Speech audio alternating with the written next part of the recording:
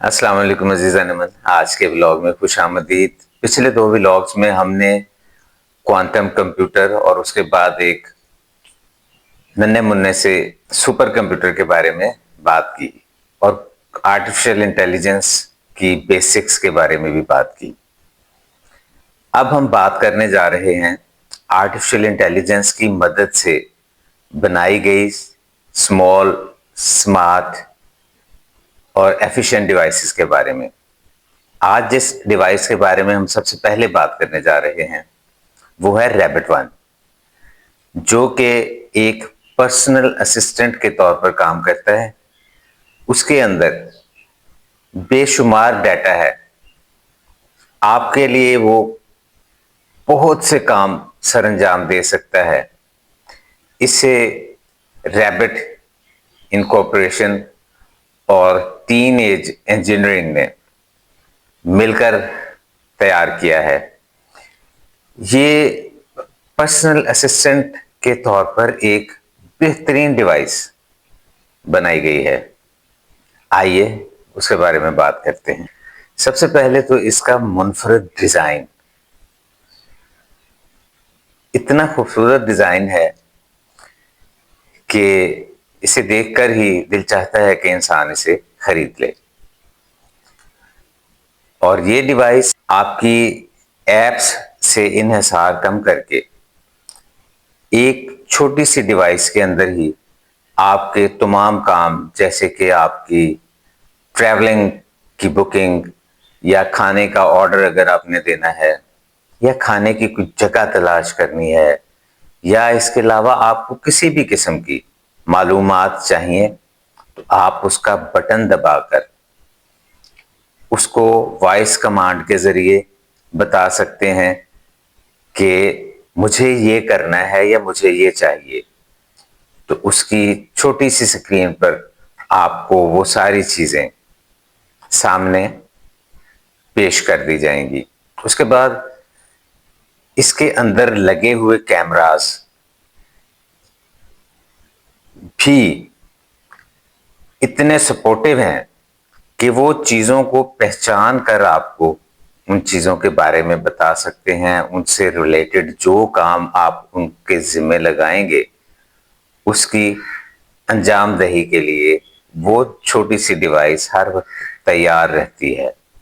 یہ device Amazon, Spotify اور Uber جیسی کمپنیوں کے ساتھ مل کر آپ کو وہ ساری چیزیں فراہم کرتا ہے کہ آپ کمپیوٹرز اور باقی ڈیوائسز پر انحصار کم کر کے آپ کو اس کے اندر وہ ساری سہولتیں میسر کر دیتا ہے۔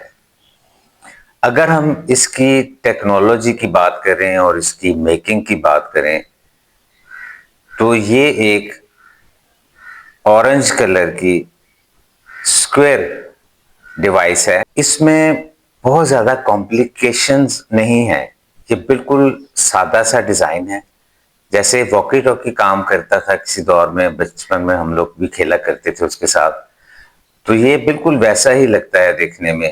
اس کے اندر ایک بٹن ہے جسے دبا کر آپ کمانڈ دے سکتے ہیں، ایک سکرولنگ ویل ہے جس کے ذریعے آپ اپنے پیج کو بدل سکتے ہیں، اوپر یا نیچے کر سکتے ہیں۔ اس کے علاوہ اس کے اندر میڈیا ٹیک ہیلیو 35 پروسیسر ہے، 4 جی بی ریم اور 128 جی بی سٹوریج ہے، 8 میگا پکسل کا کیمرہ اس کے اندر ہے، اور اس کے علاوہ وہ کیمرہ 180 ڈگری پر گھوم کر آپ کو ساری معلومات دینے کی اہلیت رکھتا ہے۔ اس کے اندر 2 مائکرو فونز ہیں اور یہ سم ڈیٹا کے ساتھ بھی کام کرتا ہے اور وائی فائی کے ذریعے بھی یہ کنیکٹ ہو سکتا ہے، اور آپ اسے کنیکٹ کرنے کے بعد اس کے کمالات دیکھنے کے لیے تیار رہیے۔ آج جب ہم اپنے موبائل کو چیک کرتے ہیں تو موبائل کے اندر بے شمار ایپس پر ہمارا انحصار ہے۔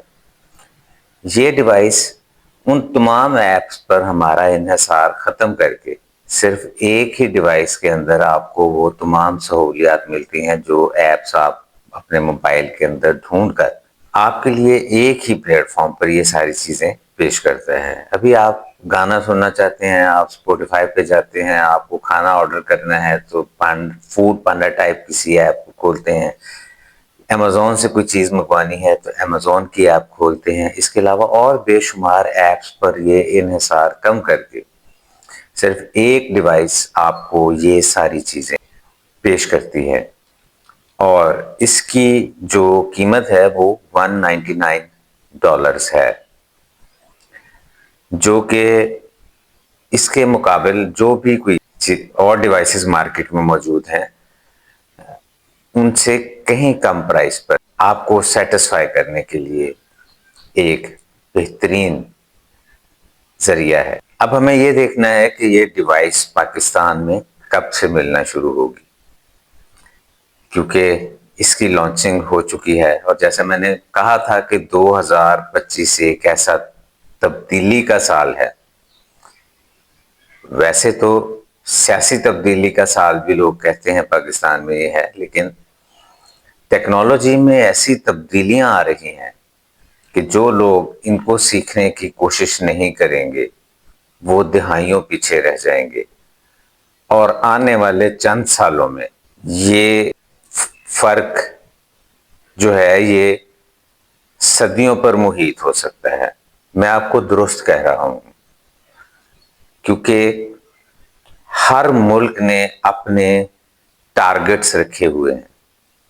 سعودی عرب کا ویژن 2050، یو اے ای کا ویژن 2030، اس طرح ہر ملک نے اپنی قوم کو آگے لے کر جانے کے لیے مختلف ٹارگٹس رکھے ہوئے ہیں اور ٹائم فریم دیے ہوئے ہیں کہ اس ٹائم فریم کے اندر انہوں نے یہاں تک پہنچنا ہے۔ بدقسمتی سے ہمارا ملک اس وقت بہت پیچھے ہے۔ ہمارے ہاں آج کل ترقی بتائی جا رہی ہے اور نئے نئے منصوبے پیش کیے جا رہے ہیں۔ ایک اڑان پاکستان کے نام سے بھی نیا منصوبہ آ گیا ہے۔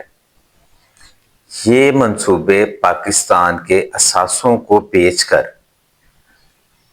ڈالرز لانے کا ذریعہ تو ہیں، لیکن یہ کسی بھی طرح کسی انویسٹر کو پاکستان کی طرف مائل کرنے کا ذریعہ نہیں بن سکتے۔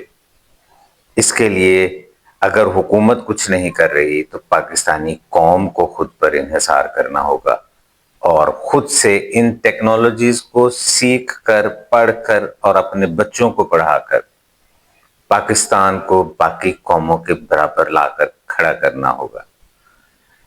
اسی صورت میں قومیں زندہ رہا کرتی ہیں، ورنہ نام و نشان بھی مٹ جایا کرتے ہیں قوموں کے۔ اور اللہ تعالیٰ کہتا ہے کہ جب ایک قوم ظلم میں بڑھ جاتی ہے یا کوئی قوم اپنی اقدار کو چھوڑ دیتی ہے، یا آج اگر ہم دیکھیں کہ جو لوگ ٹیکنالوجی اور سائنس میں پیچھے رہ جاتے ہیں وہ لوگ مٹنے کے قریب پہنچ چکے ہیں۔ ہم سے بہتر شاید اس وقت وہ افریقی ملک ہیں جو چائنا کے ساتھ مکمل تعاون کر کے اپنے ملکوں میں بے شمار ٹیکنالوجی لے کر جا رہے ہیں۔ افریقی ملکوں میں دنیا کے سب سے بڑے بڑے ایئرپورٹس بن رہے ہیں۔ افغانستان جیسے ملک میں جو کہ 50 سال جنگ میں رہنے کے بعد افغانستان میں ترقی شروع ہو چکی ہے۔ افغانستان کی صرف ایک نہر اس کو سیراب کرنے، اس کی ٹرانسپورٹیشن کا ذریعہ بننے جا رہی ہے۔ اس کے علاوہ جب ہم ٹیکنالوجی کی بات کرتے ہیں، خاص طور پر یہ آئی ٹی کی، انفارمیشن ٹیکنالوجی کی، تو اس کے لیے سب سے ضروری چیز انٹرنیٹ ہے۔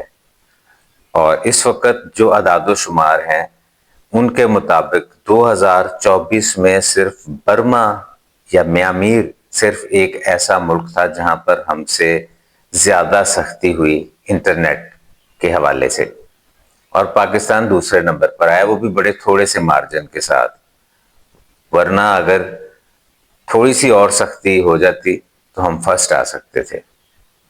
ولاگ دیکھنے کا شکریہ۔ کل ایک جدید اور نئی ڈیوائس پر بات کریں گے جو بے حد فائدہ مند ہے۔